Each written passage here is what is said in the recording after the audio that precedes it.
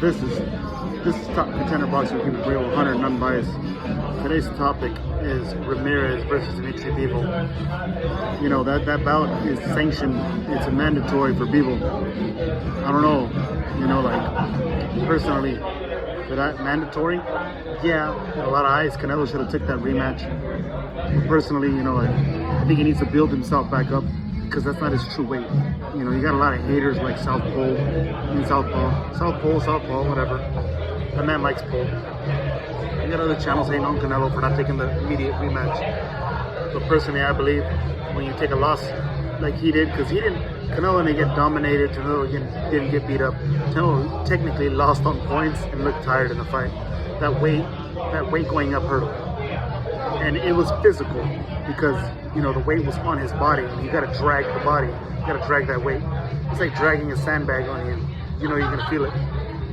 You know, personally, I think the rematch, it'll happen soon. You know, after the GG fight, he's got to build his confidence. He knows his toughest opponent was GG before Dimitri Bivol. If he can find that dog in him, I'm sure he can find the real dog for that fight. But for this Bivol and Ramirez fight, man, you got a natural 75-pounder in Ramirez. In my eyes, you know, he's not only a 75-pounder, he's a 289er. You see his body, the man is bigger than Bivol. He's thicker than Bivol. His punches are heavier than Bivol. I mean, he's not bad. He's a bit slow on the front feet. He's a bit slow with his footwork. Personally, I think, you know, like personally Ramirez can handle it, because, you know, you might be a step slower than Bivol, but you got the power, and that's something Canelo didn't have at that weight. He couldn't control that power because that's not his true weight at 75. You know, well, Ramirez, he's a true 75-pounder, true 89er. You know, he should have been fighting Usyk for all we know. You know, he's not bad. He's still young. He's a young pup. You know, for Dimitri Bivol, I like Dimitri Bivol. No hate. You know, Dimitri Bivol was my favorite fighter until he came to Canelo. You know, I'm a Canelo fan, so that's what I thought who would win Canelo in that fight. But with Ramirez and Bivol, I think Bivol is the bigger man. He's got the stronger punch, and if he lands it on you, he hurts you. With Bivol, we've seen what he did against Canelo. He shelled, he stepped back, and then he came forward. He let you load. He got you in spots, which is smart boxing.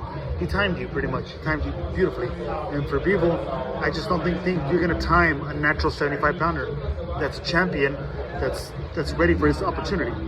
So I personally believe Ramirez will have that fight at 75. Either it will be a tie or it'll be a victory for Ramirez. Dimitri has fast hands.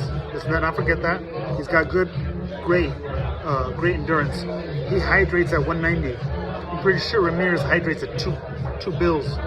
You know, looking at the body structure, Dimitri, he rehydrated against Canelo at 190.